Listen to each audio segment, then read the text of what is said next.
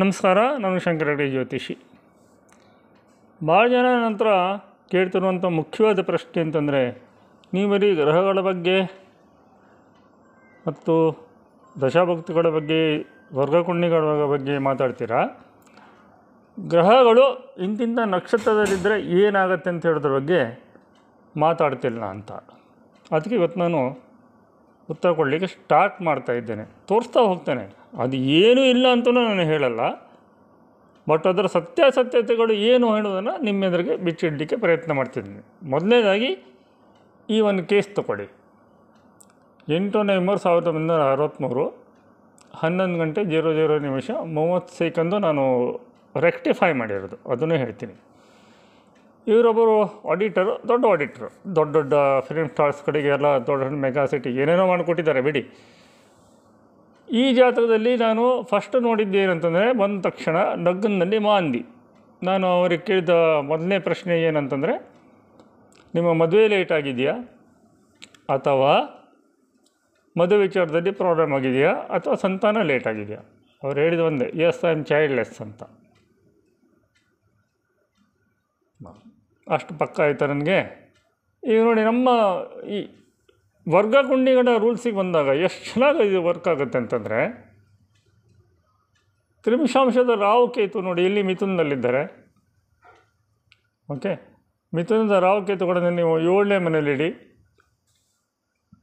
7ನೇ ಮನೆ ಹೊಡೆಯುತ್ತೆ. 7ನೇ ಮನೆ ಭಾಳಕ್ಕೆ ಬರುತ್ತೆ, ಭಾವಕ್ಕೆ ತೊಗೊಂಡ್ರೆ 10ನೇ ಮನೆಯಿಂದ 10ನೇ ಮನೆ. ಅಷ್ಟು ದೊಡ್ಡ ಆಡಿಟರ್ ಆಗಿದ್ದರು ಅವರು. ಆಮೇಲೆ ಕಷ್ಟ ಅನುಭವಿಸ್ಬೇಕಾಗಿ ಬಂತು. ಮದುವೆ ಜೀವನ ಚೆನ್ನಾಗೇ ಇತ್ತು.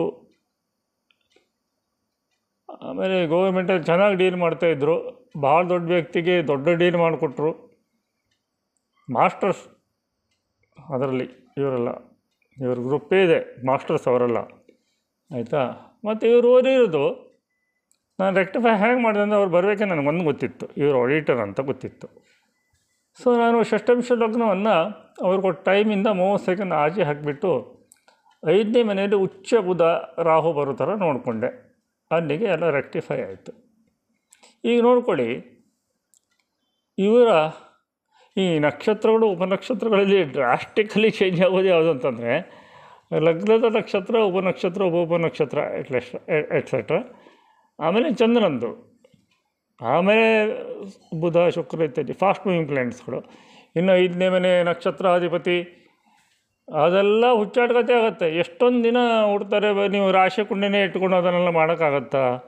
ಅದಕ್ಕೆ ನಾನು ಹೇಳ್ದು, ವರ್ಗಕುಂಡಿಗಳನ್ನು ನೋಡಲೇಬೇಕಿದೆ. ನಾನು KP ಸಿಸ್ಟಮ್ಮು ಪರಮ ಬೋಗಸ್ ಸಿಸ್ಟಮ್. ಅದು 1-2 ವರ್ಷಗಳ ಕಾಲ ನಾನು ಅದ್ರ ಹಿಂದೆ ಸಿಕ್ಕಾಪಟ್ಟೆ ಖರ್ಚು ಮಾಡಿ ಎಲ್ಲ ಹಾಳಾಗಿದೆ ನನ್ನ ದುಡ್ಡು. KP ಸಿಸ್ಟಮ್ಮು, ಅದಕ್ಕೆ ಸಂಬಂಧಿಸಿದಂತೆ ಕುಲ್ಲಾರು ಏನೇನೋ ಬರ್ತಾಯಿದೆ, ಅದನ್ನು ನಂಬೇಡಿ. ಯಾಕೆ ಅಂತಂದರೆ, ನಾನು ನೆಕ್ಸ್ಟ್ ಜಾತಕ ತೋರಿಸ್ತೀನಿ ನೋಡಿ, ಸೇಮ್ ಟು ಸೇಮ್ ಜಾತಕ. ಇಲ್ಲಿ ನೋಡಿ, ಕೇಸ್ ಸ್ಟಡಿ 2 ಇದು.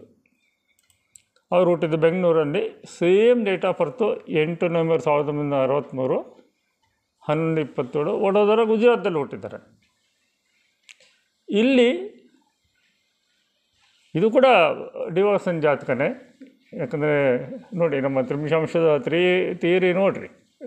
ರಾಹು ಕೇತು ಇಲ್ಲಿ ಬಂದರೆ 7ನೇ ಮನೆಗೆ, ಅಲ್ಲಿ ಮತ್ತು ರಾಹು ಬೇರೆ 22 ಸರ್ವಾಷ್ಟಕವರ್ಗ ಬಿಂದುಗಳು. ಪಟ್ ಅಂತ ಹೇಳ್ಬೋದು ನಿಮ್ಮದು ಮದುವೆ ಹಾಳಾಗಿದೆ ಅಂತ, ಹೌದಾ. ಬಟ್ ಇವರು ಎಂಜಿನಿಯರು ಆಗಿದ್ದರು. ಎಂಜಿನಿಯರ್ ಅಂದರೆ ಓದಿದ್ದು ಎಂಜಿನಿಯರಿಂಗೆ, ಗೌರ್ಮೆಂಟಲ್ಲಿ ಕೆಲಸ ಮಾಡಿದ್ದಾರೆ. ನೋಡಿ, ಇಬ್ಬರದು ಟೈಮ್ ಪೀರಿಯಡಲ್ಲಿ ನೋಡ್ಕೊಳ್ಳಿ. ಸೂರ್ಯ ದಶಾದಲ್ಲಿ ಇವರು ಗುಜರಾತಲ್ಲಿ top class employee, but auditor ಅಲ್ಲ. ಷಷ್ಠಾಂಶಕ್ಕೆ ಬನ್ನಿ, ಇವರು 10ನೇ ಮನೆ ಅಧಿಪತಿ ನೋಡಿ ಶುಕ್ರ, 7ನೇ ಮನೆಯಲ್ಲಿದ್ದಾನೆ.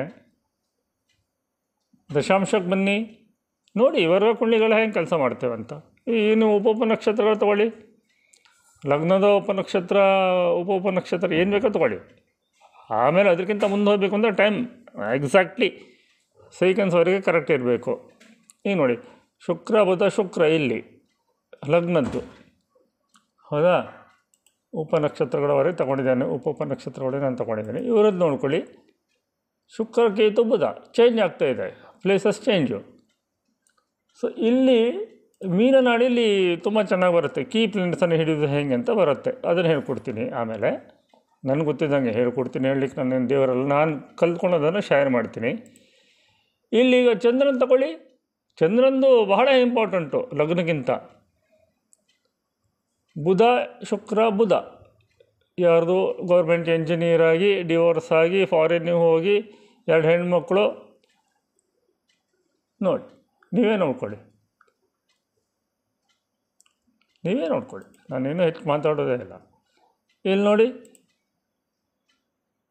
ಕೇಸ್ ಸ್ಟಡಿ 1ರಲ್ಲಿ ಚಂದ್ರನ ನಕ್ಷತ್ರ ಬುಧ, ಉಪನಕ್ಷತ್ರ ಶುಕ್ರ, ಉಪನಕ್ಷತ್ರ ಬುಧ. ಏನು ಬಂತು? ಹೆಂಗೆ ತೊಗೊತೀರೋ ನೀವು ಇದನ್ನು? ಇದ್ರ ಬಗ್ಗೆ ನಾನು ಸೀರೀಸ್ ಮಾಡ್ತೀನಿ, ಹೆಂಗೆ ಅರ್ಥ ಮಾಡ್ಕೊಳ್ಬೇಕು, ಹೆಂಗೆ ಬಿಡಬೇಕು ಅಂತ. ಏನೂ ಇಲ್ಲ ಅಂತ ಅಲ್ಲ ಅಲ್ಲ, ಅದರಲ್ಲಿ ಇದೆ. ಬಟ್ ಹೆಂಗೆ ಅದನ್ನು ಯೂಸ್ ಮಾಡಬೇಕು ಅಂತ ಹೊಡೆದ್ರೆ ಇನ್ನೂ ಯಾರು ಸರಿಯಾಗಿ ಯೂಸ್ ಮಾಡಿ ತೋರಿಸ್ತಿಲ್ಲ. ಆ KP ಸಿಸ್ಟಮ್ ಬೋಗಸ್ಸು, ನಾನು ಪಕ್ಕಾ ಹೇಳ್ತೇನೆ. KP ಸಿಸ್ಟಮು, ಕುಲ್ಲ ಸಿಸ್ಟಮು, ಕಸ್ಪು, ಅದೆಲ್ಲ ಸುಮ್ಮನೆ. ಇದೇ ನಕ್ಷತ್ರದ ಸಿಸ್ಟಮನ್ನು ನಾವು ವರ್ಗಕುಂಡಿಗೆ ತಗೊಂಡು ಹೋದರೆ ಎಷ್ಟು ಚೆನ್ನಾಗಿ ನಾವು ಮಾಡಿ ತೋರಿಸ್ಬೋದು ಹೇಳಿದ್ರೆ, ನಾನು ಸೀರೀಸ್ ಮಾಡೇ ತೋರಿಸ್ತೀನಿ. ಕಾಯ್ತಾರೆ ನನ್ನ ಮುಂದಿನ ವೀಡಿಯೋಗಳಿಗೆ. ಅಲ್ಲಿವರೆಗೆ ನಮಸ್ಕಾರ.